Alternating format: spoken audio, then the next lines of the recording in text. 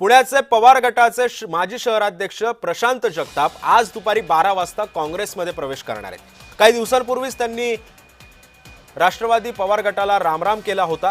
महापालिकेमध्ये 2 राष्ट्रवादींसोबत जाण्यापासून जगतापांचा नकार होता आणि हीच नाराजी त्यांच्या राजीनाम्याचं कारण ठरली आणि याच पार्श्वभूमीवरती सध्या ते आता काँग्रेसमध्ये जाणार आहेत। हर्षवर्धन सपकाळांना सुद्धा त्यांनी फोन केल्याची माहिती आहे आणि आज दुपारी 12 वाजता अखेर त्यांचा पक्षप्रवेशाचा मुहूर्त सुद्धा ठरलेला आहे।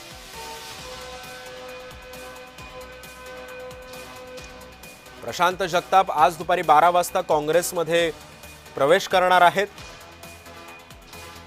2 ते 3 दिवसापूर्वीच त्यांनी राष्ट्रवादी शरदचंद्र पवार पक्षाचा शहराध्यक्षपदाचा राजीनामा दिलेला होता।